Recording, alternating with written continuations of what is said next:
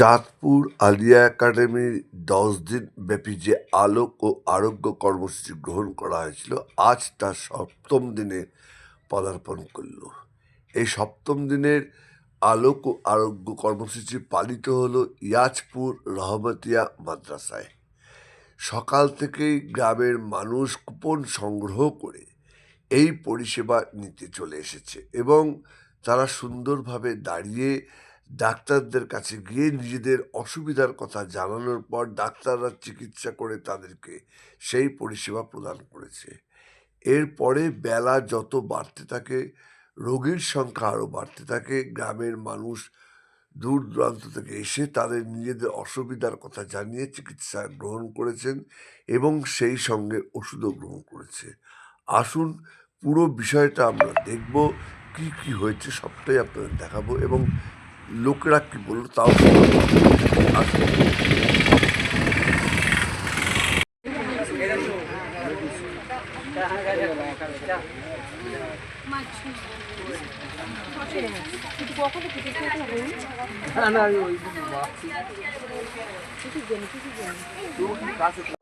স্বাস্থ্য শিবির ক্যাম্প চলছে, এটা বলবো আমাদের এখানে এলাকার মানুষ প্রথমে বুঝতেই পারছিল না, বিশ্বাস করে উঠতে পারছিল না এরকম বিনামূল্যে স্বাস্থ্য শিবির হচ্ছে। সেখানে আমাদের চাঁদপুর আলিয়া একাডেমির সেক্রেটারি ফিরোজউদ্দিন মোহাম্মদ শাফিরকে আমি অনেক অনেক ধন্যবাদ জানাই অন্তরের অন্তরস্থল থেকে।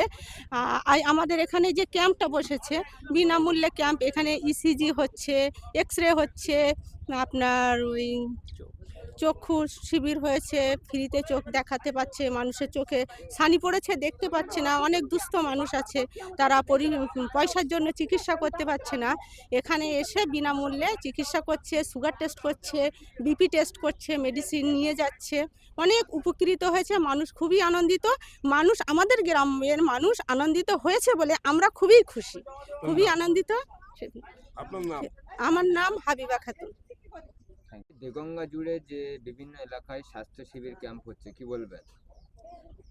আমি আজকের এই ফিরোজ সাহেবের যেই অনুষ্ঠানটা রহমতিয়া ইসলামিয়া এতিমখানা মাদ্রাসার পাশে রহমতিয়া হাই মাদ্রাসায় যে অনুষ্ঠান করলেন, এই অনুষ্ঠানটা আমি খুব আনন্দিত হয়েছে এবং এলাকার মানুষ, প্রত্যেক মানুষটাই আনন্দিত হয়েছে যে আজকে ইয়াজপুর রহমতিয়া ইসলামিয়া এতিমখানা মাদ্রাসার পাশে এবং রহমতিয়া হাই মাদ্রাসা। যাই হোক, আগামী দিন আমরা ওনার জন্য দোয়া করি যেন আগামী দিন উনি এর চাইতে বেশিভাবে আমাদের পাশে দাঁড়াতে পারেন, আমরাও তাঁর পাশে দাঁড়িয়ে মানুষকে সেবা করতে পারি, এই বলে আমার হাফেজ শেখ সবুরউদ্দিন। তো এই দেগঙ্গার বুকে এই প্রথম আপনার এই আলোক ও আরোগ্য কর্মসূচি যে শুরু করেছেন NS welfare foundation doctor Firozuddin Mohammad Shafi. আজ তার সপ্তম ক্যাম্প চলছে ইয়াজপুর রহমতিয়া ইসলামিয়া হাই মাদ্রাসাতে।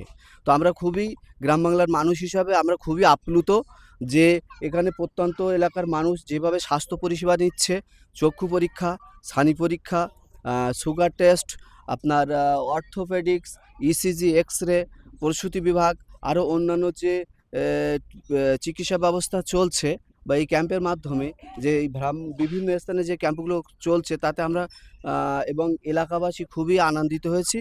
আমি ইয়াজপুর রহমতিয়া ইসলামিয়া হাই মাদ্রাসার প্রধান শিক্ষক হিসাবে গর্বের সাথে বলছি যে এরকম ব্যক্তিত্ব আমাদের প্রয়োজন, এরকম ব্যক্তিত্বর এরকম কর্মকাণ্ড আমাদের গ্রাম বাংলার দুস্থ মানুষদের পক্ষে খুবই সহায়ক, যেটা আমরা অনেক ব্যক্তির কাছ থেকে পাইনি, ওনার কাছ থেকে পেয়েছি। আর এর মধ্যে উনি আপনার ডক্টর ফিরোজউদ্দিন মোহাম্মদ শফি আপনার মানুষের কথা ভেবে স্থায়ীভাবে আপনার বিভিন্ন পরীক্ষামূলক আপনার চিকিৎসা ব্যবস্থা পরিচালনা করার জন্যে স্থায়ী ক্যাম্প চালু করেছেন, যেখানে বিভিন্ন টেস্ট, বিভিন্ন দুরারোগ্য চিকিৎসা চলবে। সেটা আমাদের কিছুদিনের মধ্যে শুরু হয়ে যাবে আশা করছি। আর এই যে আজকে যে কর্মযজ্ঞ, এতে আমরা খুবই আনন্দিত। এর পাশাপাশি তিনি বিভিন্ন শিক্ষা প্রতিষ্ঠান যেমন Chandpur Alia academy for boys, Alia academy for girls, Chandpur মাদ্রাসা এবং অন্যান্য সমাজসেবামূলক কাজ যে তিনি করছেন তাতে আমরা খুবই আনন্দিত। আমরা চাই পরবর্তীতে আরও এরকম স্বাস্থ্য ক্যাম্প হোক, যাতে আমরা মানুষের মানে কষ্ট মোচন করতে পারি, তাদের পাশে দাঁড়াতে পারি। এর জন্য আমি ফিরোজউদ্দিন মোহাম্মদ শফিকে আমার অন্তরের অন্তঃস্থল থেকে খুবই ধন্যবাদ জানাই, সম্মান জানাই। আমরা খুবই আনন্দিত, ভাষা নেই যে কীভাবে ওনাকে আমরা সম্মান জ্ঞাপন করব। আমি এই বলে আমার বক্তব্য শেষ করি। আমার নাম মোহাম্মদ ইলিয়াস মণ্ডল। আমি চাঁদপুর রহমতে ইসলামিয়া হাই মাদ্রাসার প্রধান শিক্ষক এবং পাশাপাশি চাঁদপুর আলী একাডেমি ফর বয়েজের ম্যানেজমেন্টের ইনচার্জ এবং ইয়াসপুর রহমতে ইসলামিয়া হাই মাদ্রাসার প্রধান শিক্ষক।